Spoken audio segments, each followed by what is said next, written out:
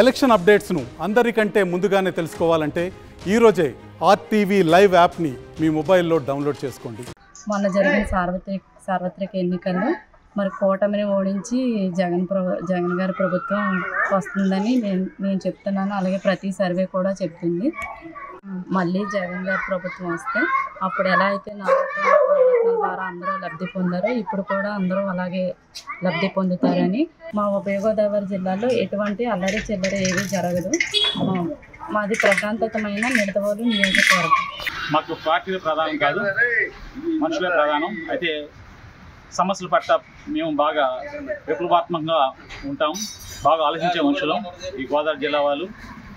కాబట్టి ఈ రాబోయే ఎన్నికల ఫలితాలు ప్రభుత్వానికి కొద్దిగా వ్యతిరేకత ఉండొచ్చామని అనుకుంటున్నాను నా అభిప్రాయం ప్రకారం.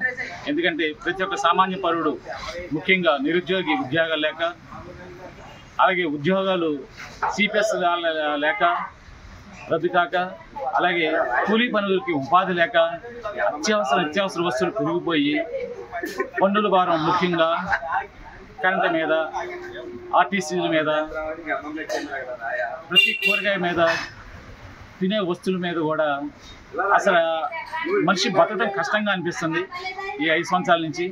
దానికి కారణాలు ఎన్నైనా ఉన్నా సామాన్య ప్రజలందరూ కూడా ప్రభుత్వానికి వ్యతిరేకంగానే ఓటేశారని నేను భావిస్తున్నాను.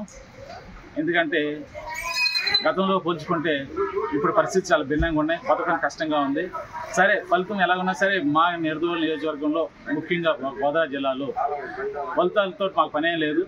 మేము బాయి అని తిరిగేవాళ్ళు ఆ క్షణమే కొంచెం మాట్లాడుకుంటాం కానీ, లేకుంటే చర్చించుకుంటాం కానీ జరుగుతుంది. కానీ తర్వాత చాలా హాయిగా ఉంటుంది. ఫలితం ఎలా ఉన్నా సరే మేము స్వీకరిస్తాం.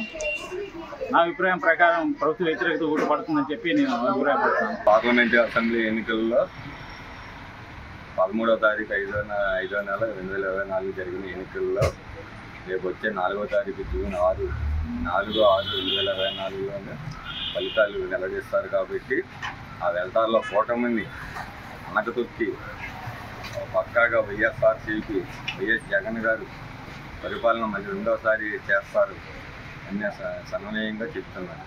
రేపు 4వ తారీఖు సార్వత్రిక ఎన్నికల్లో విజయం సాధించేది ఎవరు అనంటే మన ప్రీతమ ముఖ్యమంత్రి వైఎస్ జగన్మోహన్ రెడ్డి.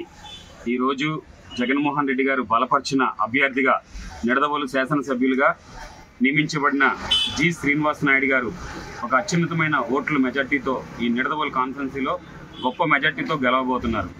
దీనివల్ల ఎవరికి కూడా ఈ జిల్లాలో, ఈ నియోజకవర్గంలో ఎటువంటి గొడవలు కానీ, ఎటువంటి ఇబ్బందులు కానీ లేకుండా కూటమిని ఓటించి ఈరోజు ఈ నియోజకవర్గంలో వైఎస్ఆర్సీపీ జెండా విజయ పతాకాన్ని ఎగరేయడానికి ఈ నియోజకవర్గ ప్రజలందరూ సిద్ధంగా ఉన్నారు. శాంతికి మారుపేరుగా ఈ ఉభయ గోదావరి జిల్లాల్లో రేపు జరుగుతున్న 4వ తారీఖు లెక్కింపు కార్యక్రమంలో ఎటువంటి గొడవలు లేకుండా, అది జరిగిన తర్వాత కూడా చాలా శాంతిభద్రంగా ఈ ఉభయ గోదావరి జిల్లా ప్రజలందరూ కూడా ఒక అన్నదమ్ములుగా, ఒక అక్క చెల్లెలుగా, అందరూ సోదరులు భావంగా ఈరోజు ఈ యొక్క కార్యక్రమాలన్నీ కూడా ముందుకు తీసుకెళ్ళడం జరుగుతుంది. ఎటువంటి గొడవలు, ఇరుకులు, ఇబ్బందులు లేకుండా చక్కని వాతావరణాన్ని ముందుకు తీసుకెళ్తారు. కందుల దుర్గేష్ గారికి భారీ మెజార్టీతో నెగ్గుతారని చెప్పేసి నేను ఆశిస్తున్నాను. అలాగే కూటమి కూడా పైన అధికారంలో 160 సీట్ల వరకు వస్తాయని చెప్పేసి నేను కోరుకుంటున్నాను. అలాగే ప్రస్తుతం ఉన్న పరిస్థితుల్లో రాష్ట్ర ప్రభుత్వం, గత ప్రభుత్వం ఉన్న అరాచకాలు, పథకాలు కూడా రకరకాల ఆప్షన్లు పెట్టి పథకాలు కట్ చేయడం, దాని మూలంగా ప్రజల్లో వ్యతిరేకత పెరిగింది.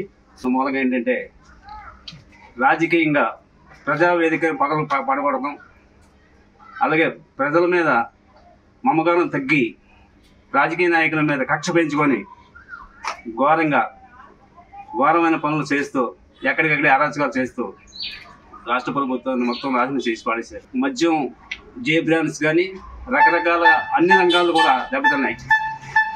ప్రతి ఒక్క రంగానికి కూడా ఏ సుఖశాంతులు లేకుండా పోయినాయి. అలాగే భవన కార్మికులకు కూడా ప్రతి ఒక్కరు కూడా చేతి వృత్తి పనులు కానీ ఎవరికి కూడా పనులు లేవు.